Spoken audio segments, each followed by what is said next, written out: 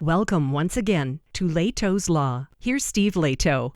I'll let you know right now that I do not have any money invested in crypto. If you want to, you can. But quite frankly, I'm not sure I believe all the claims about how secure it is. Because every now and then we hear stories about people having their crypto stolen. And so here's another one Kevin sent me. Said, Steve, check this out from Business Insider. Feds say two brothers stole $25 million in crypto. And it only took them 12 seconds to do it. The defense now says that they simply outsmarted some bots and what they did was not a crime. So a jury, I guess, will decide this one.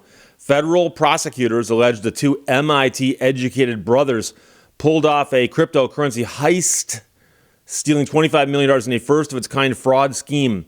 Now, the defense is that it wasn't fraud.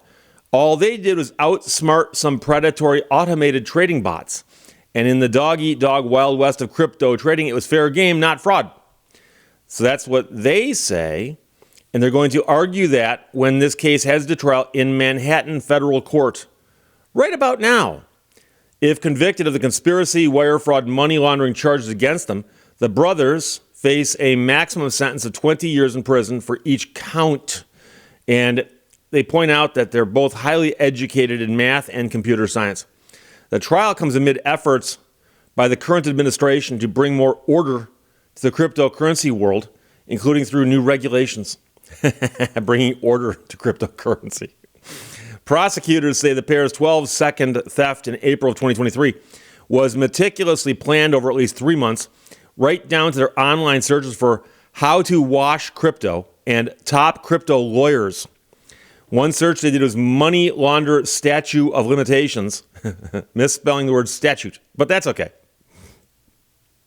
Prosecutors say the brothers used bait transactions to find 3 victim traders and study their trading habits.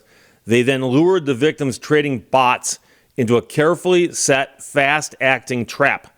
The trap was set with an irresistible bundle of crypto trades, the kind of transactions that the brothers correctly guessed the victims' bots would leap at the chance to profit from. The brothers then sprung the trap shut. Prosecutors say they exploited a software vulnerability that let them quickly glimpse their prey's private transaction information and tamper with the purchase in a classic bait and switch. Instead of generating an anticipated windfall, the victims found that their $25 million had purchased a pile of effectively worthless, illiquid junk crypto. Hey, now that stuff sounds good. Where can I get some of this illiquid junk crypto?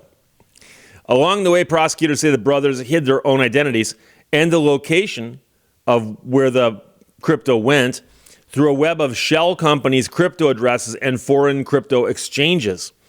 The heist itself, prosecutors say, was executed in just 12 seconds. The brief pause between the moment a crypto trade is made and when it is officially logged on the blockchain.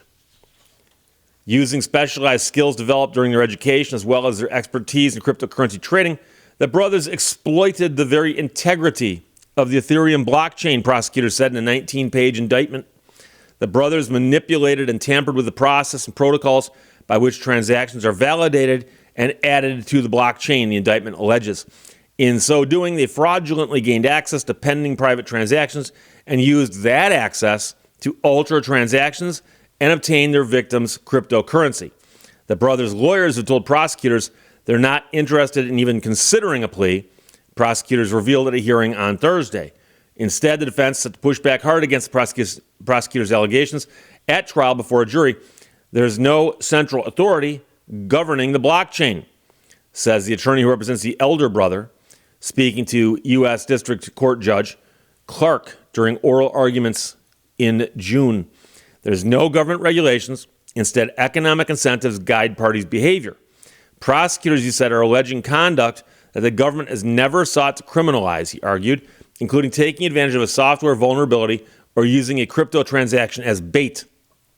For fraud, there needs to be a promise to the victim. Here, there's no alleged communication at all between the brothers and the traders, and for that reason as well, there's no alleged intent to defraud. The so-called victims made very risky bets on a strategy that didn't pay out. But there was nothing stolen. There was no theft, as that word would normally be used. Now, the alleged victims lost their cryptocurrency through pre-programmed trades without ever interacting with the brothers directly or indirectly. Again, the attorney speaking here. And that was as part of a failed motion to dismiss the indictments. They tried to get the indictment thrown out, but it didn't happen.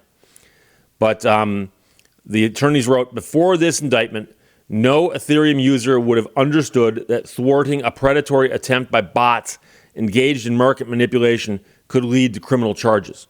No court has ever applied these statutes to similar transactions, and the brothers had no reason to know that their alleged conduct would be considered unlawful. Members of the defense team declined Business Insider's request for comments. Prospective jurors will be told that the trial may run through the first week of November. So you're talking 3-4 weeks there, and that's simply if they're correct. Trials often go longer. I've had a trial I thought would be 1 day, turned out to be 3. You go, Steve, 3 days ain't that bad. Well, 3 times what we thought it was going to be. And there have been some trials that have gone really, really long, weeks and months, and that happens too. And it's hard to find jurors who can sit for that long and not be extremely upset about it. And also, and this is what I worry about in a case like this, and I don't care what side I'm on. Do you know how hard it's going to be to explain this to 12 people off the street? It's going to be a nightmare. Now, I once had a law professor cynically say that a jury is composed of 12 people off the street too stupid to get out of jury duty. Now, I've said before, I respect jurors, and I think people should serve. And I've been called a bunch of times. I've shown up, and I've followed all the instructions. I've never gotten to sit on a jury, however. I've gone through the process of being questioned, but didn't make the final cut. Okay? And why? It's neither here nor there. That's not the point. The point simply is that if you ever had a trial, whether you were being accused of a crime or you were suing somebody, and you want a jury to decide your case, and trust me, you usually do, you're going to be glad that jurors show up. So when you get called, show up. Now, I know people who enjoy jury duty. I've spoken to people before and said, yeah, I got called a couple times. I liked it. I had fun. I've also people tell me, Steve, I've been called like 8 times in the last 5 years. I get called by the district court, the circuit court, the federal court. Okay, if that happens, obviously I understand your dissatisfaction with the system. But I've gone years without getting called, without even getting a notice saying stand by. You know, it happens too. So they just need to make sure they spread it out. But the idea of trying to explain to 12 people off the street what crypto is, how it works, what the blockchain is, what a vulnerability in a trading bot is, it's going to be difficult. It's going to be difficult. And one of the things I can tell you, I've watched a lot of trials, is some attorneys have a very hard time breaking things down into plain English, whether it's legal concepts or technical concepts or what it might be. And I've seen a prosecutor, and I've joked about this before. One of the reasons the word fungible is one of my favorite words. I once saw a prosecutor speaking to a jury in California, and he said, this man treated human lives like they were fungible. And he walked away. And I'm like, wait. You expect the jury to know what the word fungible means. And the thing is that people who've gone to law school, especially if you've taken a class on the UCC, know what the word fungible means. Fungible means that there are things that are interchangeable for each other. You wouldn't say I want that one, but not that one. So when you're buying barrels of oil, you don't go to a market and go get that barrel. Can I see inside that barrel? No.